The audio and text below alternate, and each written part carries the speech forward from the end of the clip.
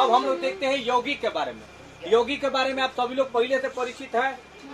यौगिक के बारे में आप सभी लोग पहले से परिचित है। तो यौगिक में आप लोग को पता है कि दो तत्व आपस में अभिक्रिया करता है और एक नया प्रतिफल बनता है, जिसे हम लोग क्या कहते हैं, यौगिक।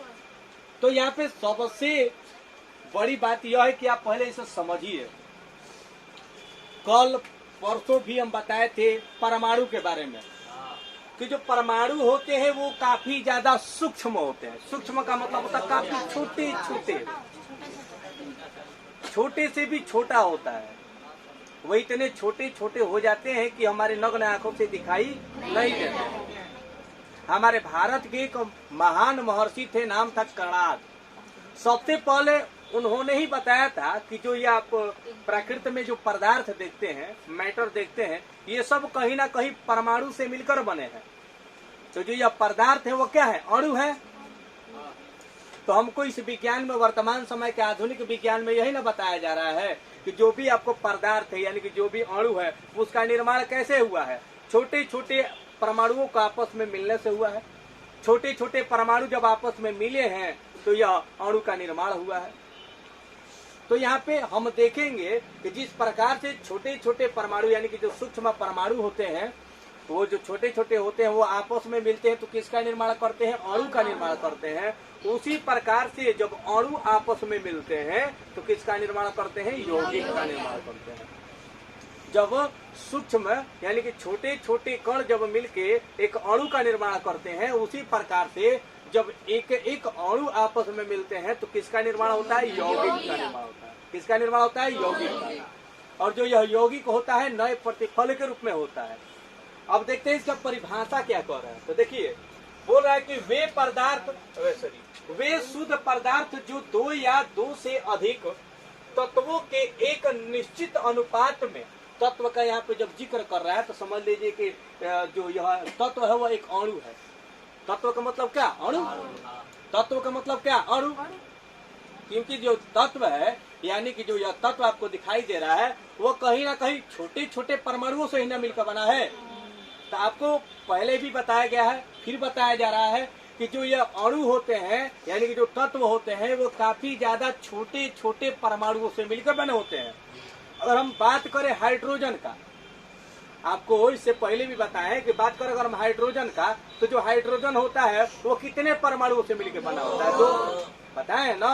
यानी कि जो यह हाइड्रोजन है वो तो खुद एक तत्व हो गया, लेकिन वह दो परमाणुओं से मिलकर बना हुआ है। तो उसके अंदर जब हम घुसेंगे, उसी प्रकार से प्रत्येक पदार्थ यानी कि प्रत्येक तत्व के अंदर जब हम घुसेंगे तो हमको ये पता चलेगा कि ये पदार्थ इतने परमाणुओं से मिलकर बना है, ये पदार्थ इतने परमाणुओं से मिलकर बना है, और ये पदार्थ इतने परमाणुओं से मिलकर बना है। जिस प्रकार से हम स्वयं को ज्ञात करते हैं ना, अब मान लेते हैं कि हमको ज्ञात करना है कि हमारे अंदर कितनी कोशिकाएं हैं, तो इसके लिए आपको सूत्र बताया गया है, W × 10⁻15। W यानी कि वेट, हम लोग का वजन। तो सबसे पहले अपना वजन नापिए। तो सबसे पहले आप जब अपना वजन कीजिएगा, मान लेते हैं कि आपका वजन हो गया 20 किलो, आपका वजन है 20 केजी, तो 20 केजी के अनुसार वहां पे रखिए और 10⁻15 से मल्टीप्लाई कर दीजिए। जितना आएगा उतने आपके शरीर के अंदर कोशिकाएं हैं। तो यह निर्धारित क्या करती है कि आपके शरीर के अंदर इतनी ही कोशिकाएं हैं। समझ में आ गया, लगभग में दे देता है ना कि आपके शरीर के अंदर इतनी ही कोशिकाएं हैं। उसी प्रकार से प्रत्येक जो जितने भी तत्व होते हैं उनके अंदर कितने परमाणु हैं, यानी कि ये तत्व कितने परमाणुओं से मिलकर बने हैं, यह इसका निर्धारित करती है, यानी कि इसका निर्धारण करती है। उसी प्रकार से यौगिक में भी होता है।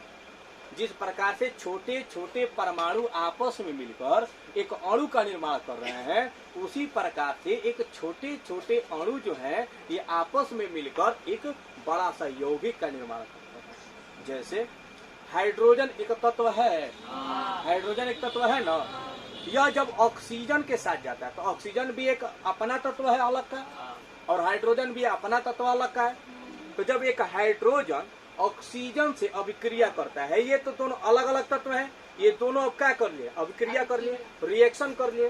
तो यह जब दोनों रिएक्शन कर लिए, अभिक्रिया कर लिए, तो अभिक्रिया के फलस्वरूप एक नया प्रतिफल बनेगा, यानी एक नया उत्पाद बनेगा। तो इसी नए उत्पाद को हम लोग क्या कहेंगे, यौगिक। तो बताइए कि जब हाइड्रोजन ऑक्सीजन से अभिक्रिया किया तो क्या बनाया, जल बनाया ना। तो अब देखिए जब यह जल बनाएगा तो यहाँ पे ध्यान दीजिएगा, जल का सूत्र क्या होता है? H2O। तो यहाँ पे ध्यान दीजिए कि यहाँ पे हाइड्रोजन कितनी मिल रही है ना जी। अब बताइए कि इसके माध्यम से हम ये पता करेंगे कि इसके अंदर कितने परमाणु लगे हुए हैं। उसी प्रकार से हम ये भी पता करते हैं कि हर एक तत्व जो होते हैं वो कितने परमाणुओं से बने होते हैं। समझ में आ रहा है ना? चलिए अब आगे हम लोग देखते हैं। यह बोल रहा है कि वे शुद्ध पदार्थ जो दो या दो से अधिक तत्वों के एक निश्चित अनुपात में रासायनिक संयोग के फलस्वरूप बनते हैं उसे हम लोग यौगिक कहते हैं। यहाँ पे शुद्ध पदार्थ जोड़ा हुआ है तो इससे आप घबराइएगा मत।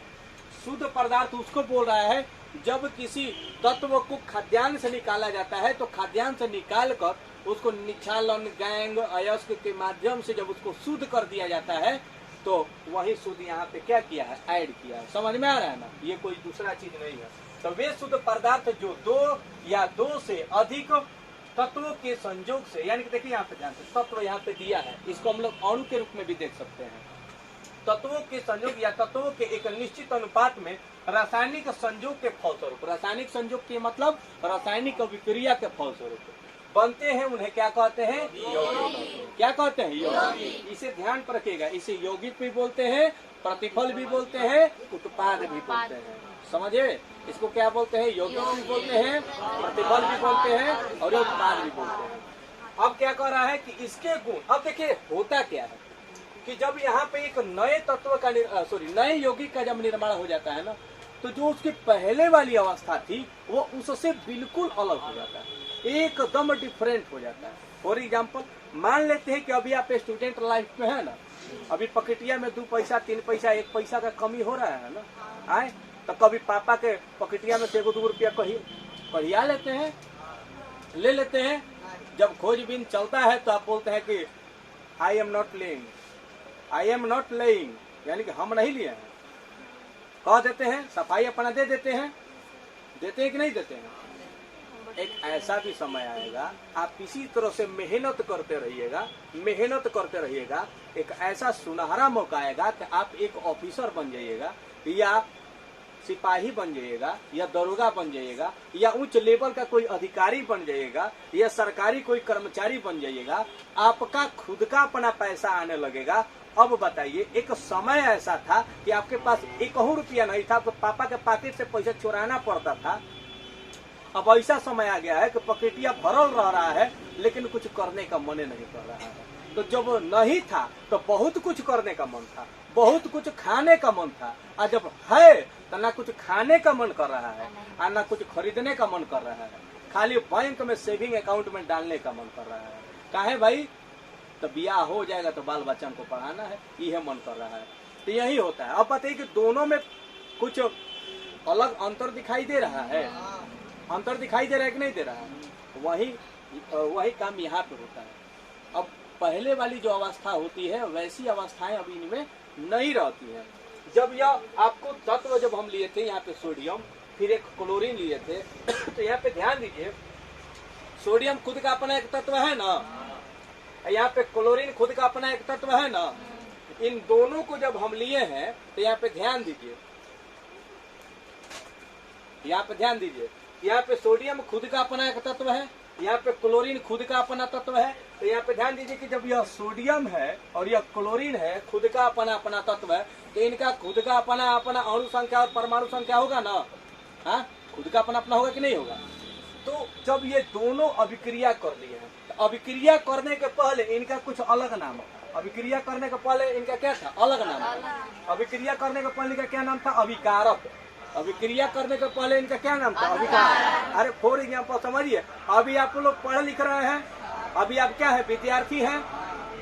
अभी आपके ऊपर कोई भी टाइटलेशन नहीं ना है, एक ही ना टाइटल है कि आप विद्यार्थी हैं।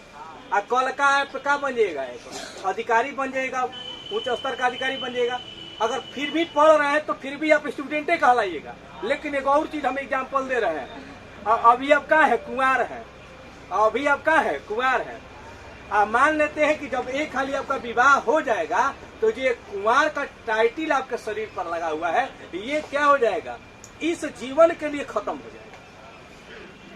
हंस कह रहे हैं, ये जो कुंवार का टाइटल है ये क्या हो जाएगा?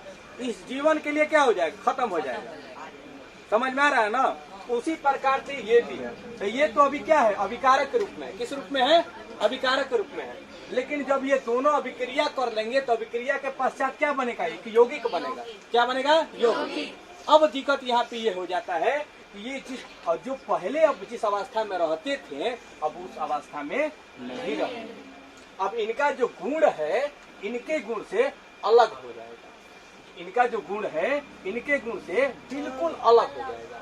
क्या हो जाएगा, अलग हो जाएगा। ध्यान को रखिएगा, चाहे इनका गुण के बात हो, चाहे किसी भी चीज का बात कीजिएगा, सब क्या हो जाएगा, अलग हो जाएगा। समझ में आ रहा है ना, यही है।